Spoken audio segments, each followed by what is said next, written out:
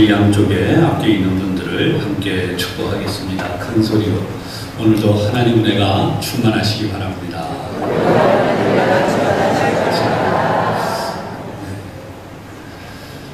오늘 여러분들과 나눌 말씀의 제목은 오직 영광과 존귀로 관을 쓰신 예수를 보니라는 제목이에요. 이 말씀은 오늘 9절에 있는 말씀에서 하게 되었는데요. 9절을 잠시 봅니다. 오직 우리가 천사들보다 잠시 동안 못하게 하심을 입은 자, 곧 죽음의 고난받으심으로 말미암아 영광과 존귀로 관을 쓰신 예수를 보니 이를 행하심은 하나님의 은혜로 말미암아 모든 사람을 위하여 죽음을 맛보려 하심이라. 여기서 영광과 존귀로 관을 쓰신 예수를 보니 바로 이 제목입니다. 히브리서를 보면 우리가 이 시간 왜 히브리서가 기록되었는가 다시 한번 그 사실을 생각해 봐야 되겠습니다. 히브리서는 글자 그대로 유대인 중에서, 히브리인이라고 하죠, 유대인 중에서 예수를 믿는 이들을 위하여 기록되어진 책입니다. 히브리서에 담겨진 메시지들의 가장 중요한 내용들은 이방인이 아니라 바로 유대인들이었다는 거예요.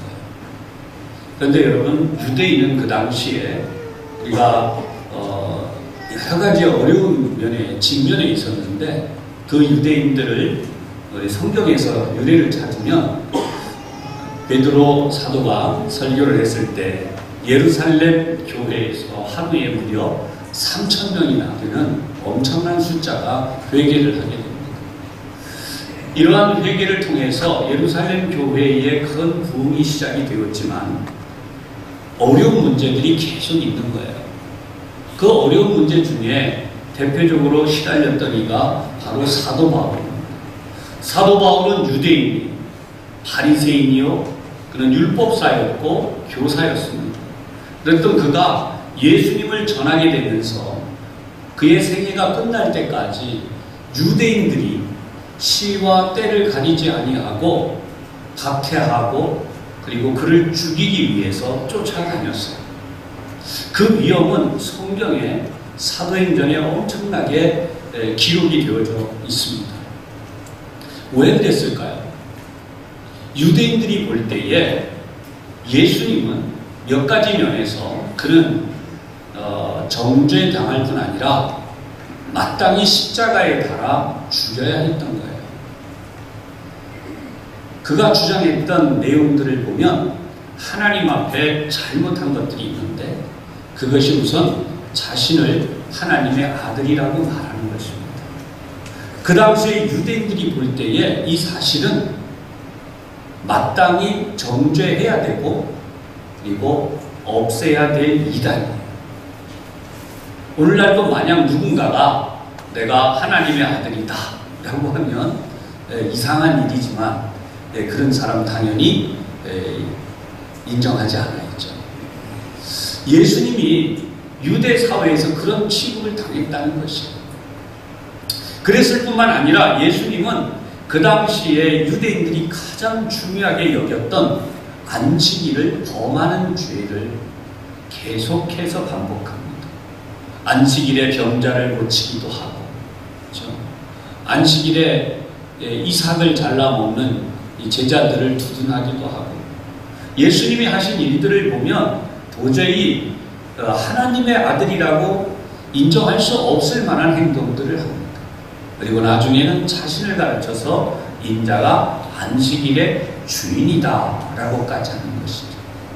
그래서 결국 이 예수님을 이 십자가에 못 박아 죽이고 말죠.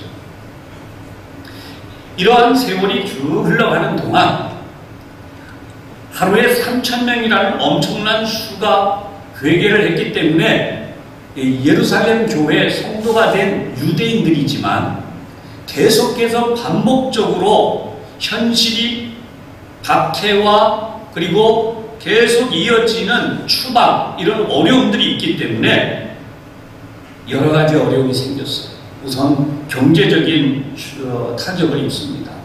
오늘날도 그렇지만 우리가 믿음이 좋다 이렇게 이야기해도 여러분 우리가 가지고 있는 경제적으로 어려움이 와보세요. 물질적으로 타격이 오고 가게 문을 닫아야 할 정도로 경영이 어려워지고 또 우리 가정의 식생활이 어려워지는 만큼 문제가 생기고 또 사회적으로는 지탄을 받고 매장을 당하고 이런 어려움들이 계속되면 우리 신앙생활이 흔들리기도 하고 어떤 경우에는 포기하는 경우도 나옵니다. 유대사회가 이 유대인인데 기독교인이 된 이들을 향하여 지속적인 박해를 합니다. 가장 큰 죄목이 바로 나무에 달려 죽은 자. 예수님을 가르쳐서 십자가에 달려 죽으셨기 때문에 나무에 달려 죽은 자다. 그들의 율법에 의하면 나무에 달려 죽은 자는 저주를 받은 자예요. 이미 앞에서 말씀드린 것처럼 하나님의 아들이라고 주장한 것이나 안식일을 범한 것이나 그가 하는 모든 일들을 보면 도저히 하나님의 아들이라고 할 수 없는 이러한 눈으로 보여지는 환경도 그렇지만은 결국은 뒤끝에 나무에 달려 죽은 자를 따르는 무리다 라고 하는 낙인이 찍히게 됩니다. 저주받은 자를 따르는 자들, 어떻게 그들을 우리가 그냥 둘 수 있겠느냐. 그래서 유대 사회는 이루 표현할 수 없는 엄청난 박해를 가하고 유대인들이 이루고 있는 유대 공동체에서 추방을 합니다. 여러분 지금도 유대인들은 예수님을 그렇게 생각합니다.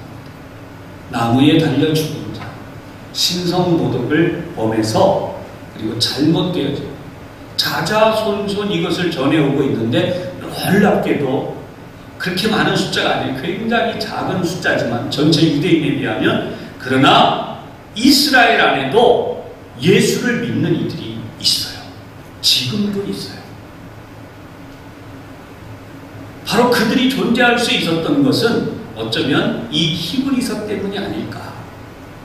아니 명확하게 히브리서가 그들에게 힘이 되었을 것은 당연합니다. 오늘도 우리가 신앙생활을 하지만 이 신앙생활을 하는 중에 어려움들이 있습니다. 여러분들도 마음에 부담이 있고 사회로부터 때로는 비방을 당하고 지탄을 받고 이럴 때는 내가 이게 교회 다니는 게 잘하는 건가 이런 생각이 올 수 있습니다. 뿐만 아니라 오늘날 우리 한국교회가 안고 있는 문제들이 여러분이 다 자각하고 있는 것들이 있어요. 과연 이러한 문제를 잘 극복하지 못한다면 기독교에 과연 얼마나 희망이 있는가 이런 인간적으로 고민하고 생각하기도 됩니다. 하지만 우리가 이 성경을 보면 바로 이러한 문제들을 어떻게 뛰어넘어갈 수 있는지가 잘 보여지는 것이죠. 사랑하는 여러분, 오늘 이 말씀을 통해서 여러분이 힘을 얻고 믿음으로 승리하며 다시 일어나기를 주님의 이름으로 축복합니다. 히브리서는 1장을 보면 예수님이 누구신가에 대한 이야기를 합니다. 예수님이 누구시냐라고 할 때 예수님은 명백하게 하나님의 아들이시다 라고 강조해요. 1장 전체에 흐르는 내용을 보면 하나님의 아들이라면 그분은 어떤 분이냐? 아버지가 아들에게 상속하듯이 하나님이 이 모든 만물을 그에게 상속하신다는 것이죠. 그러므로 그분이 바로 이 세상의 주인이라는 거예요. 뿐만 아니라 예수님은 모든 만물의 창조자라는 것입니다. 이 세상의 모든 만물을 창조하셨다. 그리고 그분은 영원토록 살아계신 하나님이시다. 누가요? 예수 그리스도, 우리 주님께서. 오늘 우리가 이 사실을 히브리서에서 강조하는 것처럼 다시 한번 깨닫고 믿기를 바랍니다. 여러분들에게 다시 말씀드리지만 예수님은 하나님의 아들이세요. 그리고 그분은 이 세상의 상속자, 모든 것들을 하나님이 그에게 주셨어요. 뿐만 아니라 그분은 창조자이세요. 그리고 영원토록 살아계신 하나님 그분이시다. 그것이 1장에 강조되어진 내용. 그러면 아까 말씀드렸던 것처럼 나무에 달려 죽은 자, 그래서 유대인들이 여기저기서 박해를 시작하고 도저히 그런 예수를 따르거나 믿는 이들을 살려두거나 용납할 수가 없다라고 주장하는 이들이 일어나는데, 그건 어떻게 해야 될 거냐? 그 속에서 우리가 어떻게 믿어가야 될 거냐라고 하는 거죠. 그것이 오늘 우리 본문의 1절에 나와 있어요. 본문 1절 보도록 하겠습니다. 우리 함께 봅니다. 시작. 그러므로 우리는 들은 것에 더욱 유념함으로 우리가 흘러 떠내려가지 않도록 함이 마땅하니라. 아멘.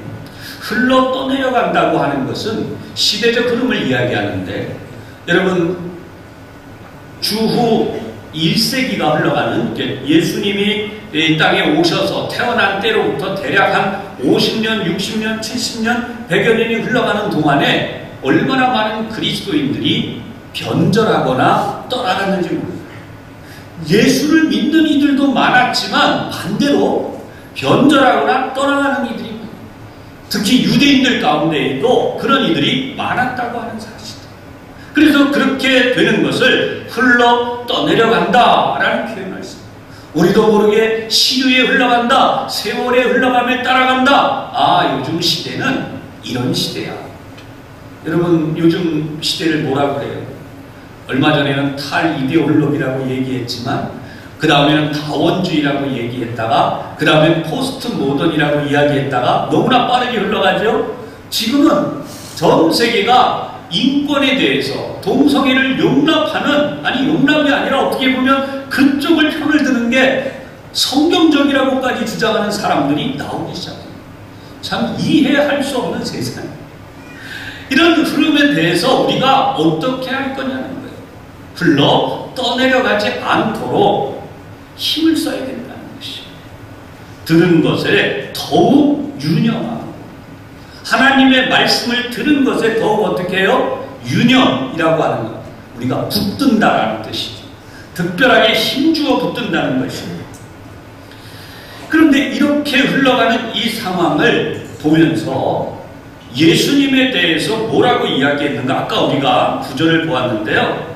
예수님의 모습이 어떠하냐는 거예요. 예수님의 모습. 예수님의 모습을 보니까 예수님의 모습은 고난받으심. 구절에 보면 죽음의 고난받으심.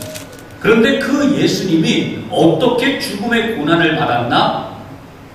가시관을 쓰셨어요. 채찍에 맞으시고 가시관을 쓰시고, 그리고 두 손과 발에 못이 박히시고 옆구리에는 창에 찔린 그런 모습을 통해서 우리가 눈으로 보기에도 상상하기에도 정말 처참하게 죽음을 맞이하셨다. 아니, 그렇게 죽은 예수가 우리에게 무슨 의미가 있는가? 히브리서 기자는 바로 지금 9절에 정확하게 다시 표현해요. 천사들보다 잠시 동안 못하게 하심을 입은 자. 누구예요? 예수님이에요. 천사보다 잠시 못하게 하심을 입었던 바로 그 예수님이 죽음의 고난을 받았는데, 머리에 가시관을 쓰고 양손에 못이 박히고 발에도 못이 박히고 그렇게 처참하게 옆구리에 창까지 맞으며 죽음을 맞이하신 그 예수님의 모습이라고 하는 것은 어떤 모습이냐? 영광과 존귀로 관을 쓰신 예수다. 할렐루야. 영광과 존귀로 관을 쓴 것은 누구냐면 하늘에 계신 하나님, 하늘에 계신 하나님의 아들, 그분의 원래 모습이에요. 온 우주 만물을 통치하고 다스리시는 원래 그분의 모습이세요. 그래서 히브리서 기자는 나무에 달려 죽은 비참한 예수가 아니라 그 예수가 바로 영광의 관을 쓰신 하나님의 아들 그분이시다 라고 이 두 모습을 대조해 봅니다. 할렐루야. 여러분, 이걸 잘 이해하셔야 돼요. 여기서 한 발 더 나갈 필요가 있는데 그게 뭐냐면 이 하나님이 나타내신 이 구원의 역사, 예수님이 가시관을 쓰시고 채찍을 맞으시고 그리고 양손과 발에 못이 박히시고 옆구리에 창을 맞으시며 십자가상에서 돌아가신 이 사건은 도대체 무엇이냐라는 거예요. 여러분, 지난주에도 제가 복음에 대한 말씀을 드렸지만 복음이라고 하는 것은 바로 하나님의 아들이 이 땅에 오셔서 나를 위해 나의 모든 죄값을 치르시고 나를 구원하셨다는 것이 복음의 핵심입니다. 오늘도 이 본문은 바로 그 사실을 말씀하는 거예요. 왜 예수가 나무에 달려 저주받은 자로 죽었는가? 그것은 내가 저주받은 자인데, 저와 여러분이 이 세상의 사람들이 저주받은 자들인데, 그 저주받은 자들을 대신하여 예수님이 가시관을 쓰시고 채찍에 맞으시고 양손에 못이 박히고 양발에 못이 박히고 그렇게 저주받은 자로 십자가상에서 죽는 거예요. 많은 사람들이 저주받은 자야, 왜 그런 도를 믿어? 이 배신자야, 우리는 여호와를 믿는 자들이야, 그러면서 예수 믿는 자들을 박해하고 추방하고 교류를 끊고 심지어 직장과 사업에 위해를 가하고 어려움을 주는 그런 환경 속에서 그들의 믿음을 지키라. 히브리서는 지금 그 말을 합니다. 너희가 만약에 그러한 어려운 일을 겪을 때마다 무엇을 생각해야 되느냐? 바로 예수께서 십자가에 달리신 고난의 관을 쓰고 가시면류관을 쓰고 그 당한 고난이 바로 나를 구원하기 위하여 그렇게 했다라는 사실을 분명히 기억해야 한다. 그것이 바로 이 본문의 메시지. 할렐루야. 얼마나 이 말씀이 감동이 있고 은혜가 되느냐. 이것을 깨닫지 못하면 안 된다. 왜 예수는 저주를 받았나? 나를 위하여. 왜 예수는 가시관을 쓰셨나? 나를 위하여. 왜 예수는 그렇게 십자가에서 돌아가셨나? 나를 구원하시기 위하여.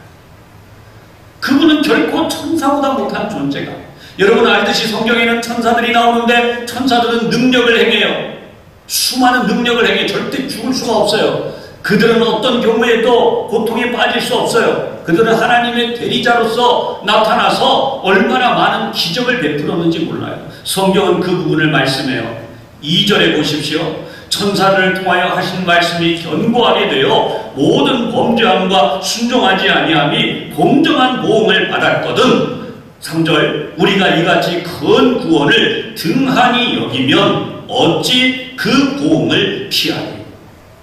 여러분, 천사들을 통해 하나님이 무슨 말씀을 하셨어요? 수많은 선지자들을 통하여서 하나님만을 섬겨야 된다고, 이방 신상들과 우상을 섬기는 일을 하지 말라고, 오직 하나님의 거룩한 말씀대로만 살아가라고 계속해서 경고하셨어요. 그러나 이들은 하나님의 이 말씀을 등한히 들었어요.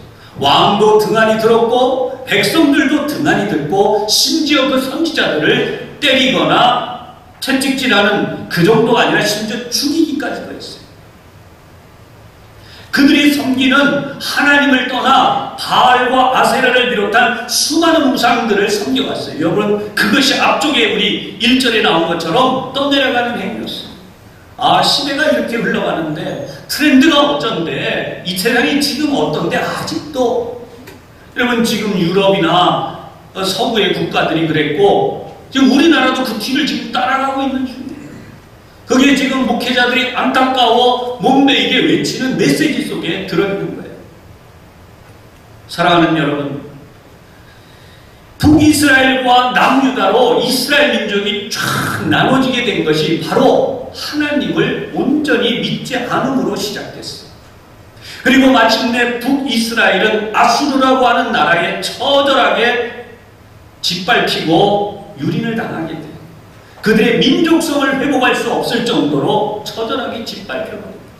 그런가 하면 남유다는 바벨론이라고 하는 초강대국에 끌려가서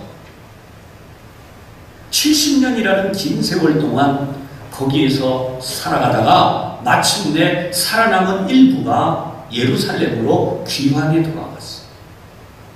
그들이 돌아와서 예수님이 오실 때까지 나라를 꾸려가는데 그 나라가 말이 아니에요.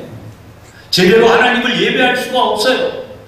회당을 세워 곳곳에서 예배는 하지만 알고 보니까 지도자들도 제대로 서지 못했어요. 그래서 에돔이라고 하는 나라의 지도자였던 헤롯이라고 하는 왕이 이스라엘 땅을 유린합니다. 국권을 완전히 빼앗겼어요. 그런가 하면 로마의 황제가 이 땅을 식민지로 만들고 헤롯을 앞세워서 그리고 총독을 이 땅에 보내서 모든 권한을 다 총독이 행사합니다. 결국 예수님을 십자가에 못 박아 죽인 것도 총독이 죽이잖아요. 본디오 빌라도. 이 처절함 속에서 경제적인 건 물론이지만 국권을 완전히 잃어버렸어요. 그렇게 100여 년이 흘러가는 거예요. 이 히브리서가 기록될 때까지 예수님이 이 땅에 오셔서 당한 십자가의 고난과 이 모든 처절한 희생이 바로 무엇이었나? 하나님의 말씀이 이루어지게 하십니다. 우리를 구원하시기. 그런데 이런 일들이 과거에 나라를 잃어버리고 국권을 잃어버린 이 모든 일들이 하나님의 말씀을 등한히 여겼기 때문에 그래서 그 결과로 인하여 이렇게 우리가 어려움을 당한 것이 확증되어진 내용이다 라고 이 히브리서가 말씀하고 있습니다. 그런데 이렇게 되었음에도 불구하고 4절을 보시면 하나님도 표적들과 기사들과 여러 가지 능력과 및 자기의 뜻을 따라 성령이 나누어 주신 것으로서 그들과 함께 증언하셨느니라. 엘리야가 권능을 행하면서 북이스라엘에서 바알과 아세라의 선지자들을 쓸어버렸던 일들입니다. 그 이후에도 하나님이 쓰시는 선지자들이 일어났던 일. 심지어 예수님은 이 땅에 오셔서 엄청난 기적을 행하셨습니다. 병든 자를 고치시고 죽은 자를 살리시고 귀신을 쫓아내시고 오병이어라고 한 엄청난 기적을 행하시고 그분 자신이 하나님의 아들임을 나타내 주셨고 엄청나게 구원의 역사가 크고 놀라우심을 보여주셨다는 그것을 우리에게 어떻게 했는가? 확증해 주셨다는 것. 그런데 이러한 하나님의 역사에 대하여 사람들이 등한히 하게 된 것은 바로 우리가 하나님께 당연히 복종해야 되는데 그렇게 복종하지 않는 인간의 모습으로 또는 연약하기 그지없는 인간의 모습으로 그분이 우리에게 오셨는데 그 오신 이유가 뭐냐? 우리를 구원하시기 위함이었어요. 앞에서 설명드린 것처럼 천사들보다 못한 모습으로 9절에 나온 것처럼 천사들보다 못한 모습으로 우리에게 오셨다는 거예요. 왜요? 저와 여러분과 똑같은 인간이 돼서 십자가를 지고 죽으심으로 그분이 우리를 대신하기 위하여 그와 같은 일을 하셨다는 거예요. 할렐루야. 여러분 이게 진짜 큰 거예요. 그러면 우리는 어떤 존재인가? 우리는 성경을 보면 6절에 이 말씀이 있어요. 하나님이 세상을 만드신 것은 천사들을 복종시키려는 게 아니에요. 저와 여러분이 하나님께 복종함으로 구원을 받게 하려는 거예요. 할렐루야. 그것이 6절의 설명이 돼요. 그러나 누구인가가 어디에서 증언하여 이르되 사람이 무엇이기에 주께서 그를 생각하시며 인자가 무엇이기에 주께서 그를 돌보시나이까. 그를 잠시 동안 천사보다 못하게 하시며 영광과 존귀로 관을 씌우시며 8절 만물을 그 발 아래에 복종하게 하셨느니라. 여러분 이 부분을 잘 봐야 되는데요. 6절에 보면 사람이 무엇이기에, 인자가 무엇이기에 이렇게 나오죠. 이것은 시편에 있는 말씀을 인용한 것이에요. 시편에 보면 시편 8편 4절에 이 말씀입니다. 사람이 무엇이기에 주께서 그를 생각하시고 인자가 무엇이기에 주께서 그를 돌보시나이까. 당연히 여기 나와 있는 것은 이 시편의 기자가 고백할 때에 사람이 나를 가리켜 합니다. 나 같은 존재가 무엇이기에 라고 영적으로 눈을 떠서 보니까 나는 나 같은 존재가, 여러분 오늘도 이와 같은 은혜를 깨닫는 은혜와 복이 있기를 주님의 이름으로 축복합니다. 우리가 정말 하나님의 은혜를 깨닫게 되면 나 같은 존재를, 하나님 나 같은 존재를 왜 이렇게 사랑하셨지? 나를 왜 이렇게 구원하려고 하셨지? 여러분 이걸 깨닫게 돼 있어요. 이것을 깨달은 자가 하나님의 은혜를 알기 시작하고 이 사실을 깨달은 자가 이 세상에서 하나님의 주시는 복을 누리게 되어 있어요. 할렐루야. 이 사실이 여러분들에게 오늘 큰 메시지가 돼요. 인자가 무엇이, 나 같은 존재가 무엇이. 근데 이것이 이상하게 오버랩이 돼요. 그게 뭐냐면 시편에 나온 이 모습이 바로 하나님의 아들 예수님의 모습이기도 했다는 거예요. 그것이 시편 기자가 지금 우리에게 말씀하려고 하는 아주 중요한 메시지가 되는 것이죠. 그래서 오늘 성경을 보면 다시 7절, 그를 잠시 동안 천사보다 못하게 하시며 영광과 존귀로 관을 씌우시고, 8절, 만물을 그 발 아래 복종하게 하십니다. 하나님이 예수님을 그렇게 만드시는데 이 부분이 중요해요. 형제들이여, 예수를 믿게 된 우리 히브리인 형제들이여, 정말 이제부터 힘을 내고 또 정신을 차리고 노력을 해야 된다. 그게 뭐냐면 8절에 만물로 그에게 복종하게 하셨은즉 복종하지 않은 것이 하나도 없이 다 복종해야 된다는 거예요. 그런데 아직 그때가 어떻게 됐다? 안 왔다. 아멘. 아직 우리의 눈에는 그때가 안 왔다는 거예요. 만물이 아직 그에게 복종하고 있는 것을 보지 못하지만, 그리고 그래서 천사보다 못한 모습으로 죽음과 고난을 당하신, 그죠? 가시관을 쓰시고 죽음과 고난을 당하셨지만 그분을 보니까 그분의 모습이 뭐라는 거예요? 영광과 존귀로 관을 쓰신 분이다. 할렐루야. 그러니까 우리는 예수를 볼 때 낙심하고 있을 게 아니라 나무에 달려 죽은 자, 저주받아 죽은 자, 그를 쫓는 자 이렇게 생각할 게 아니라 그때마다 무엇을 봐야 돼요?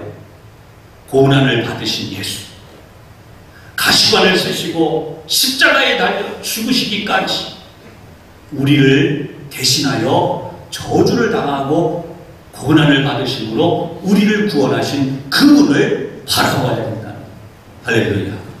그때마다 주님을 바라봐. 그래서 그분을 보니 그분의 모습이 어떻다는 거예요? 고난, 그 가시관이나 십자가에 달려 죽으신 그 처절한 모습이 오히려 뭐냐? 영광과 존귀로 관을 쓰신 것이다. 그분이 나를 구원하려고 고난을 당하셨기 때문에, 그분이 나를 구원하려고 가시관을 쓰고 십자가에서 죽으셨기 때문에 그것이 바로 우리가 바라볼 때마다 영광과 존귀의 관이 될 수밖에 없다. 할렐루야. 좀 이게 완전히 좀 얘기가 다를 수 있지만 좀 쉬운 얘기로 하나 예를 들고 마칠게요. 제가 막노동을 하기도 하고 구두 닦기도 하고 온갖 걸 다 해서 한 100억을 벌었어요. 많이 벌었죠. 예를 들어서 100억을 벌었습니다. 100억을 가지고 있는데 어떤 분이 그만 사업체가 날아가게 됐어요. 그거 없어지면 처자식은 물론이지만 부모님 동양도 어려워요. 살기가 너무너무 힘들어요. 그래서 제가 그분을 도와드리기 시작했어요. 처음에는 10억, 그 다음에 뚝 잘라서 한 20억, 남은 게 70억밖에 없겠죠. 근데 그분이 더 어려워졌어요. 그래서 큰 맘 먹고 50억을 딱 잘라드렸어요. 남은 게 진짜 얼마 없죠, 그죠? 근데 그분이 그럼에도 불구하고 또 못 일어나고 또 망하게 생겼어요. 나도 이제 당신 알아서 살아라. 나는 못 살겠다. 알아서 끝내라. 그리고 한 게 아니라 저한테 남아있는 것마저 다 털어서 톡톡 털어서 줬어요. 그리고 둘이 같이 망해가지고 이렇게 쳐다보고 있다고 생각해보세요. 나중에 그 사람이 잘 됐어요. 그러면 여러분, 그 사람이 저를 보고 제가 거지가 돼서 길바닥에 앉아서 이렇게 살아가고 있는데 창피해가지고 부끄럽다고 안 쳐다보고 무시하겠습니까? 당연히 저를 돕겠죠. 끊임없이 돕겠죠. 주님의 사랑이 우리에게 그렇게 주어진 거 아닌가요? 수없이 배반하고 수없이 거역하고 수없이 주님을 무시하고 그럼에도 불구하고 하나님은 우리를 끝까지 포기하지 않고 사랑하셨어요. 그런 하나님의 사랑 때문에 우리가 지금 이 자리에 있을 뿐 아니라 이 땅에서 오늘도 하나님의 복을 받는 자가 되었고 천국에도 들어가는 자가 되었고 영원토록 사는 하나님의 그 영생의 복을 다시 받게 되었어요. 할렐루야. 그렇다면 지금 우리가 당하고 있는 잠시 동안의 이 고난 뿐만 아니라 예수님을 향해 저주받은 자, 그래서 십자가에 달려 죽은 자, 가시관을 쓰고 비참하게 죽은 자, 그 모습으로 기억할 수 있겠느냐? 하나님이 나를 위해 그런 사랑을 베푸셨는데 그 사실을 생각하면 우리는 결코 주님을 배반하거나 등한시할 수 없다. 그것이 바로 이 본문에 담겨진 가장 중요한 말씀. 사랑하는 여러분, 우리가 사는 이 세상이 지금 점점 우리를 때로는 무시하고 때로는 박해하고 참 우리가 얼굴을 들고 다니기 어려울 정도로 그런 일들을 봐요. 그러나 우리가 알아야 되는 것은 바로 나를 위하여 고난의 십자가를 지시되 가시관을 쓰신 바로 그분을 볼 때에 나에게 이루어진 이 구원이 체험되어졌고 이 구원의 길을 향해 간다면 우리는 이 길에서 떠날 수 없다는 거죠. 오히려 더 믿음으로 나가고 하나님의 역사를 이루는 그때까지 믿음의 전진을 이루어야 될 것이다 라고 말씀하고 있는 것이죠. 사랑하는 여러분, 오늘 이 말씀 여러분의 현재의 고난을 이기는 믿음의 능력이 되기를 바랍니다. 여러분들이 실망하고 좌절해 있는 자리에서 다시 한번 믿음으로 일어날 분명한 이유가 되기를 주님의 이름으로 축복합니다. 사람이 아니고 우리의 주님이신 예수 그리스도이십니다. 오늘 본문의 말씀을 통해 다시 한번 여러분이 힘을 얻되 오직 영광과 존귀로 관을 쓰신 예수를 보는 믿음의 눈이 열리고 이 세상에서 하나님의 이 믿음의 눈을 통하여서 승리하는 모두가 되기를 주님의 이름으로 축복합니다. 기도하겠습니다. 하나님 아버지,